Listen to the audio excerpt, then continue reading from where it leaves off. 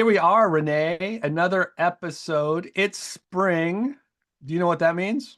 You're a farmer, so that means you're going to be out in the field soon. No, it means it's golf season, Renee.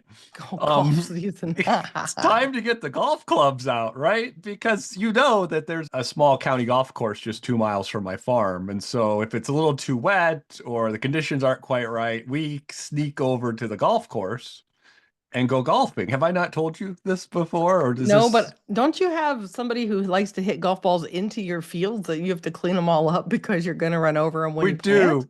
We do. We have a neighbor that shoots. So we always end up with like 10 or 12 golf balls rolling around the floor of the tractors because we'll get out when we're loading the plant or whatever, and we'll start picking up golf balls. So and every now and then I'll end up shagging a bunch of balls out into the field, and so then we'll stop and pick them up. So you'll find a lot of golf balls around different fields. Who knew Um, farming and golf went together? That's pretty fun. Absolutely, absolutely. So there you go. That's farmer tip for Farmer this. tip of the week. All right. Yeah. Well, today we're going to be talking about opportunities for hospitals to convene people and bring people together that can actually make transformation and change in your community.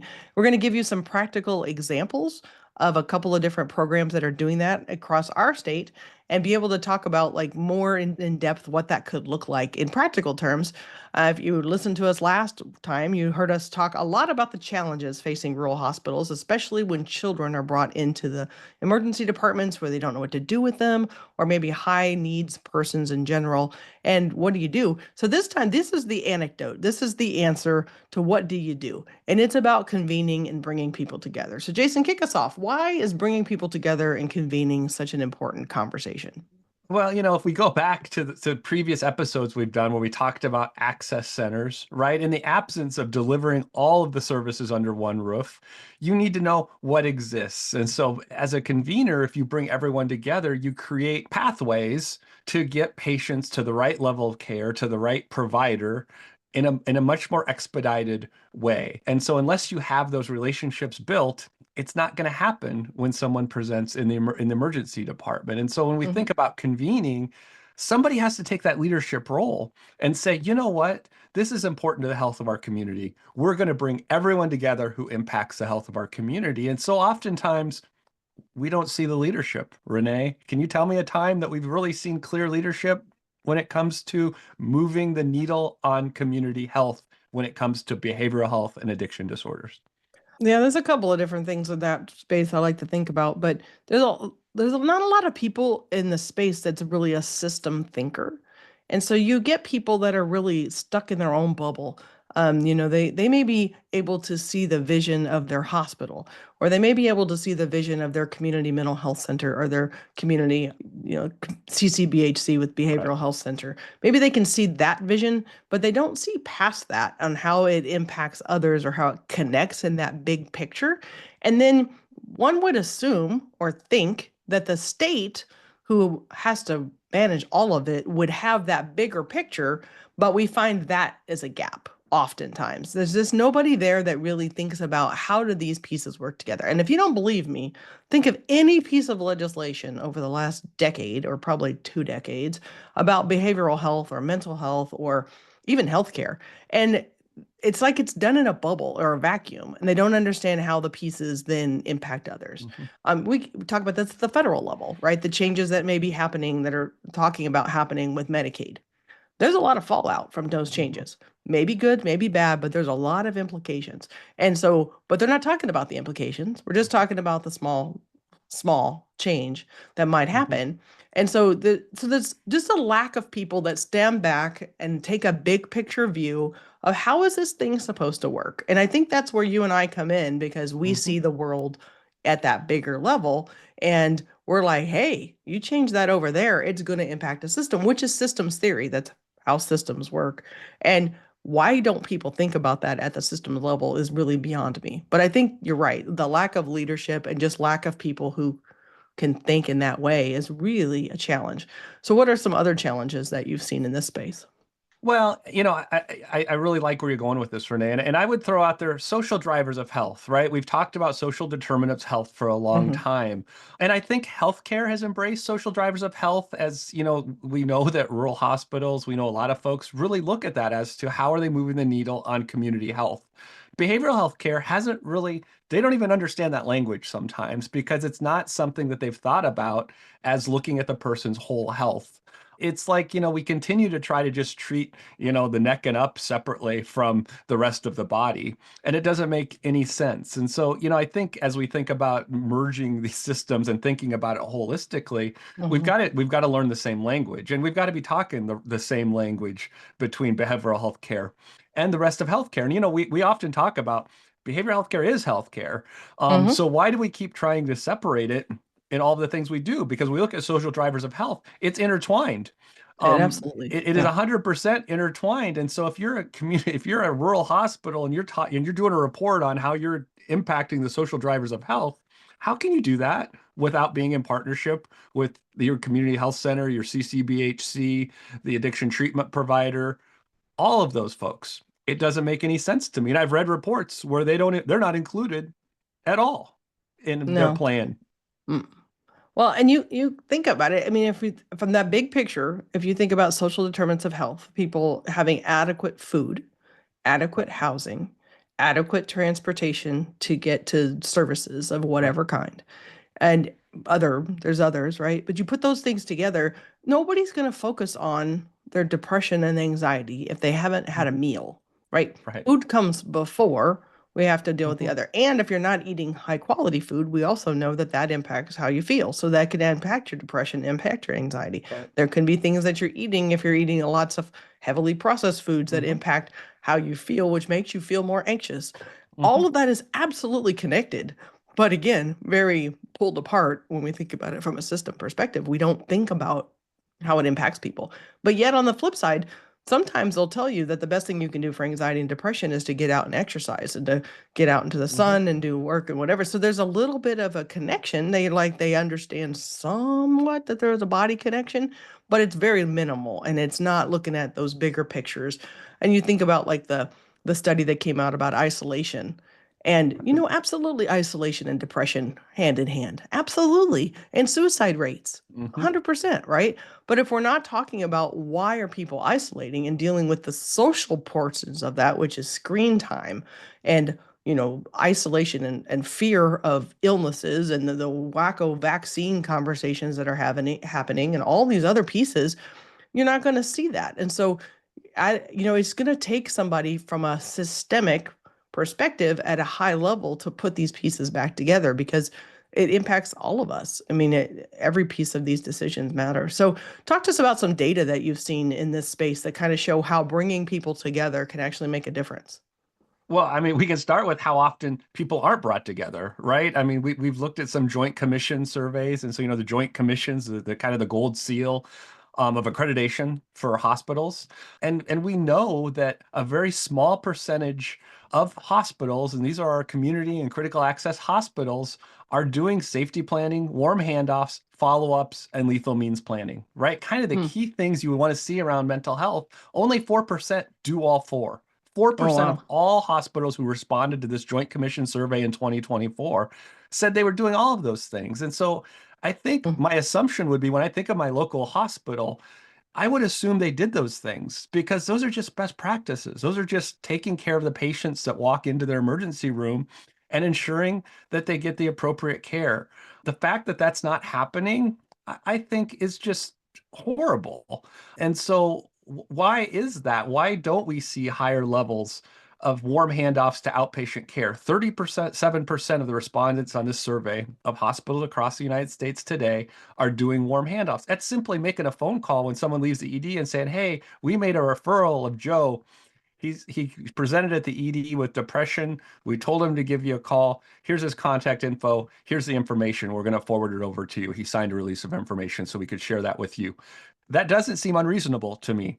I think Mhm. that should be the responsibility of our healthcare system and that they should Mhm. be communicating on our behalf. And so I have a problem with why is that system failing and why aren't our local hospitals taking the lead in making sure they're developing out policies and practices that serve the community and the members of the community that enter their emergency room?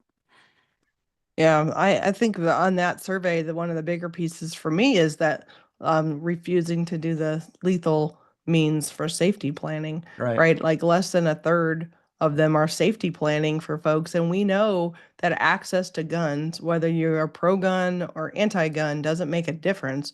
It's the Right. access to guns is the number one driver of suicide, and it's Yep. becoming a leading indicator in homicide. And Right. so it's really up there with the death of our people, and it's in younger and younger groups. And it's Hmm. also, portions of those big violent outbursts that you see as school shootings or mass shootings across the country.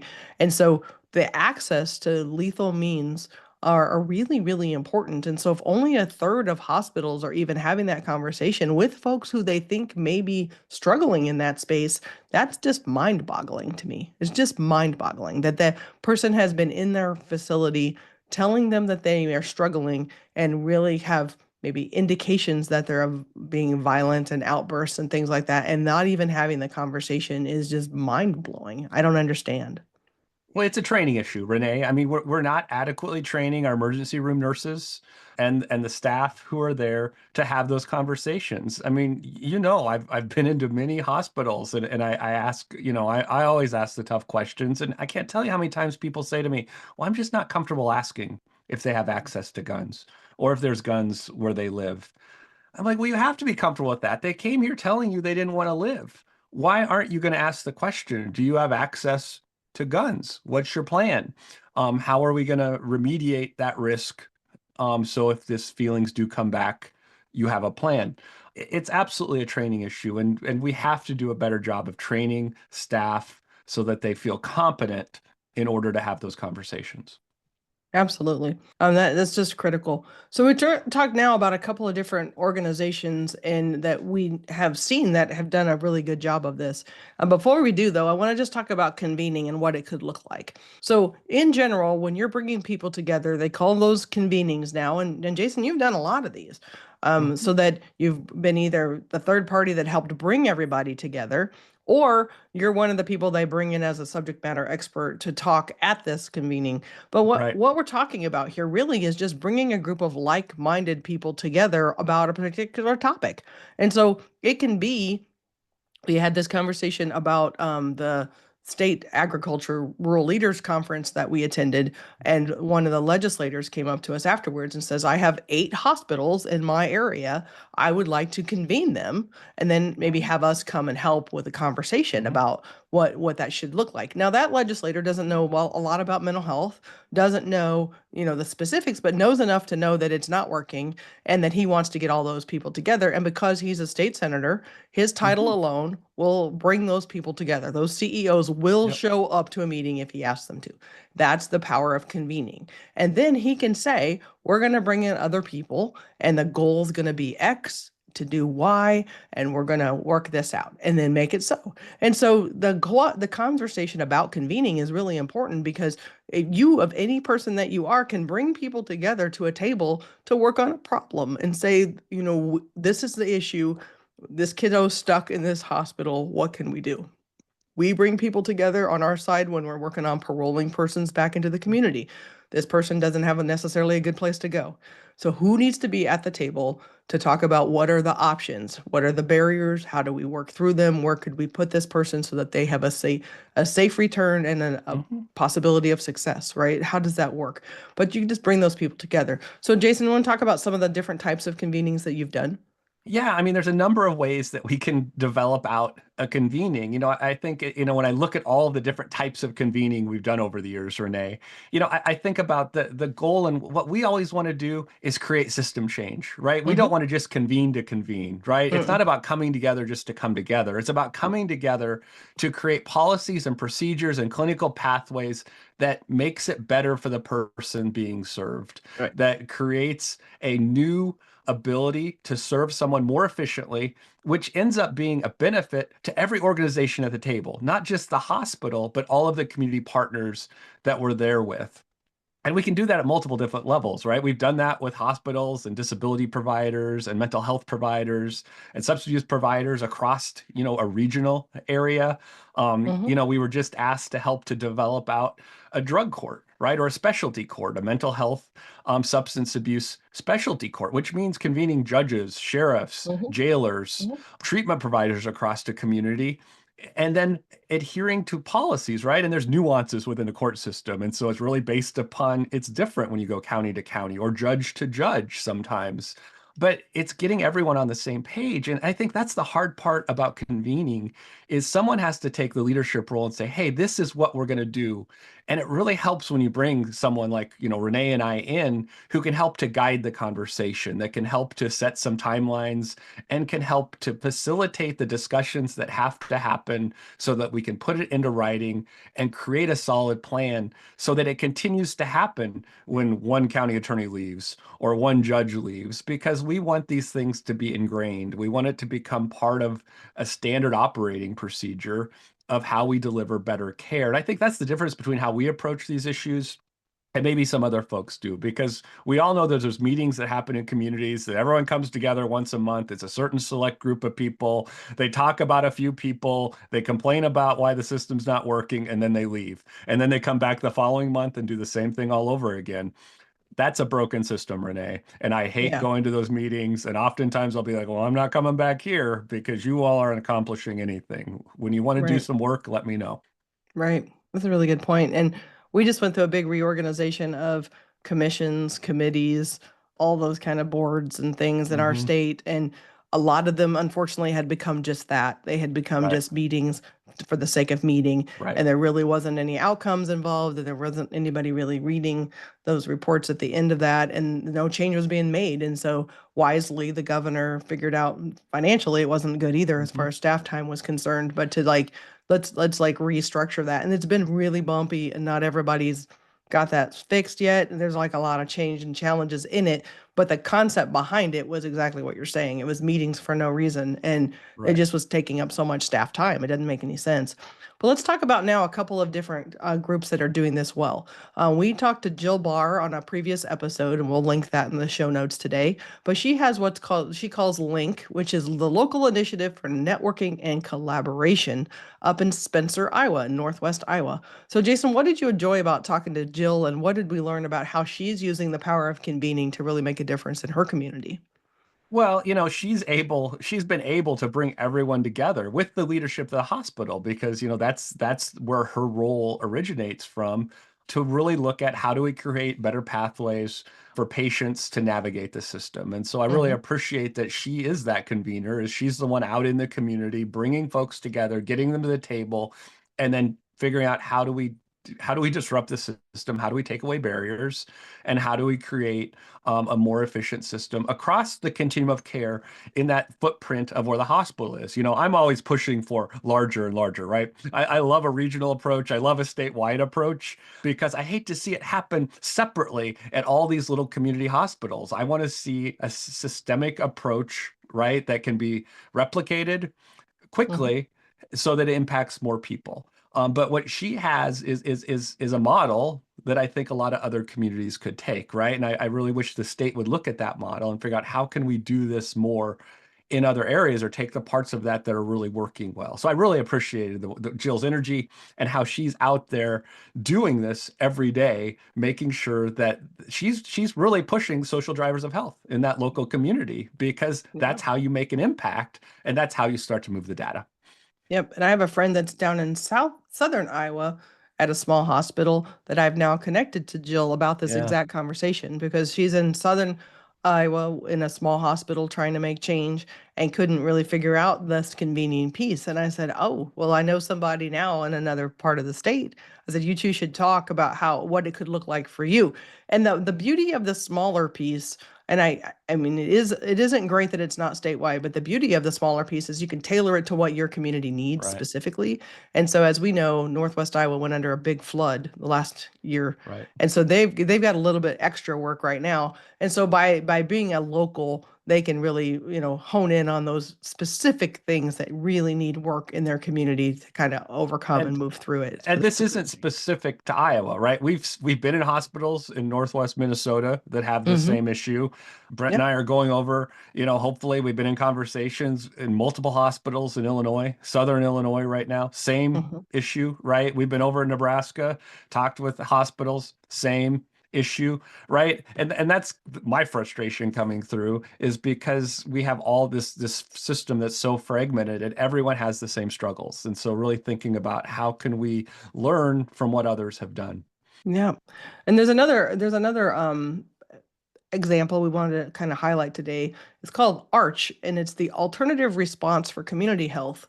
And it's a different model, but for more of a mobile crisis sort of perspective. So, Jason, tell us about that one. And I know that's up kind of more in your area of the state. What is that all about? Right. That's kind of the footprint of my local hospital of where I go to get health care. And that's really a social worker and a paramedic that does follow-ups and aftercare, right? So this is different than mobile crisis, but basically community paramedicing, I guess is I don't know if they would like it if Hmm. I called it that, but it's really just a unmarked car that they can drive around the community and do face-to-face check-ins with folks. So when someone leaves the ED because they presented there with depression and fleeting suicidal thoughts, they actually do that follow-up. So Hmm. beyond just a warm handoff, they actually do the in-person follow-up and check in with that person face to face. And so I really like that model, and they can also do some diversion things.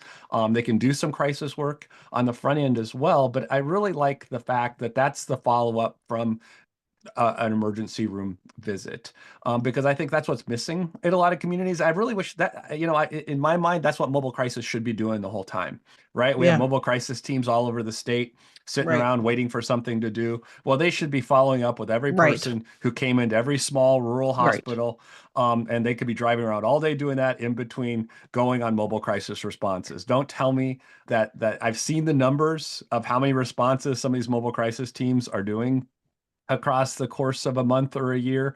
They have time to do this. So this, again, inefficiencies in our system, not doing the right thing at the right time. I could fix it tomorrow. Nobody's asking me to fix it though, Renee, but they really should ask me to fix it. I would fix it tomorrow. Well, and from that conversation, I just was thinking about the fact that mobile crisis is you're waiting for the crisis before you're mobile. That's kind of backwards, right? So Right. this ARCH program is more preventative, looking at the front end. And I And think when we did our work up in Fargo, North Dakota, they were doing that, where they were doing more of that right, preventative going out because they know they're regulars, right? They have the right, regular clientele, right, and they know they're going to be coming in. So whether or not they know they're in a good spot and can see them, in a good space, or wait right. till they're in the crisis space, they're still dealing with the same people. Which, And let's so talk they about go, duplication. Arch is in addition to the mobile crisis team that right, serves that same area. right. That doesn't make Really? sense. Do we need all that?